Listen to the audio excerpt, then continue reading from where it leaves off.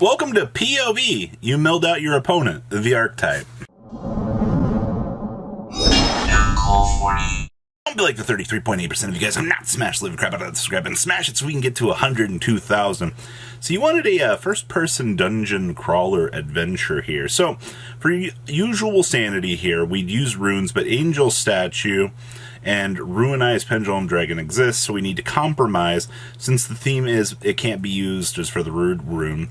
So accessibility and searching understanding of Ruin, the Middle English version, and Ruin, the Old Norse, were rejected. So Divine Rune, since the kanji reveals as Divine Monument. So keep that in mind. So we're starting off with our cover card as a field spell, by the way. So you can activate Divine Rune Quick Play spell cards from your hand during your opponent's turn. Okay. Once per turn, if you activate a Divine Ruin Quick Play spell card and target up to 3 Divine Ruin Quick Play spell cards in your graveyard, place them on the bottom of your deck in any order, and then draw that many cards. Whew, that is very, very interesting. Alright, so we got Deceit of the Divine Rune. So, you can only control one Deceit of the Divine Rune once per turn, period. Each time a quick play spell card is activated, banish the top card of your opponent's deck. POV, you mill out your opponent. Next up we have Point of the Divine Rune. Alright, man, I love this art, by the way. This is so cool. So you can only activate one card of this card's name once per turn, so activate one of these effects. Skip your battle phase after this card resolves. Add one Divine Rune card from your deck to your hand, except for Point of the Divine Rune, and then banish the top card of your opponent's deck. Or special summon one Divine Rune monster from your extra deck to the extra monster zone. Alright, that's pretty good. And then we got Divine Rune of the Brilliant Flame. So you can only activate one card with this card's name once per turn. Skip your next turn's battle phase. Alright.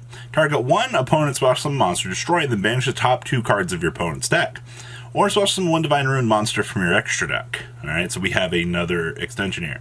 Next up, we have Hakai, or Destruction Ruin. God, I love this art so much. So activate one of these effects. Skip your next battle phase after this card resolves to target one spell trap card your opponent controls, destroy, and then banish the top 4 cards of your opponent's deck. Or special summon one Divine Rune monster from your extra deck to the extra monster zone. That's pretty good for milling. Alright.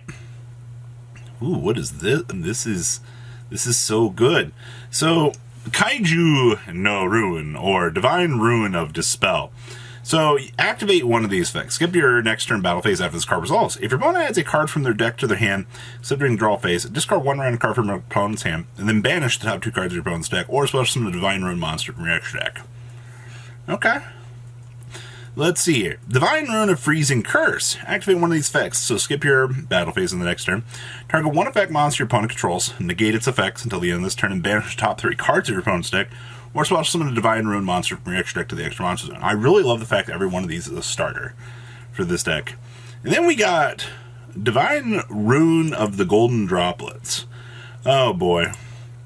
What does this one do? So skip battle phase. Your opponent draws one card, and then banish the top 4 cards of their deck, or special summon one Divine Rune monster from your extra deck to the extra monster zone. Okay. These monsters better just be like some of the best stuff ever for the extra deck. Is this Thor's Hammer? It's like Twin Twister Hammer. So banish the cards from the top of your opponent's deck equal to the number of cards they control. Okay, that's really good. Or special summon Divine Rune. Okay, so what do our runes do here? So Wings of the Divine Rune. So this is 0-2000. So if this card is special summoned from the extra deck, you can discard one card to add one Divine Rune continuous spell card from your deck to your hand. So this actually searches for the additional extender. When your opponent activates a card or effect that targets Divine Rune cards and or set cards you control, quick effect, manage this card, negate that activation if you do destroy that card.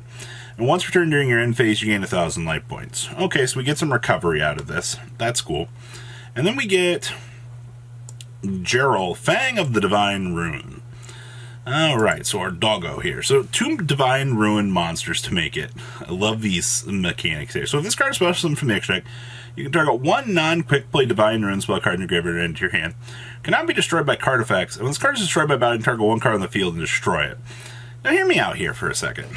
I love the premise of this archetype. It's just, we need something else.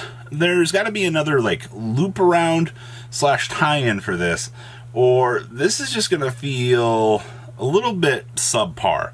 And I really don't hope that to be the case, because this archetype seems really cool. So guys, what do you think about this good stuff? Please leave a comment down below what you guys think. Make sure you guys smash the crap out of that subscribe button. See you guys on this on more awesome content, and I'll see your beautiful faces back here later today with some more cool awesome content. Peace out, guys. Patrons, thank you.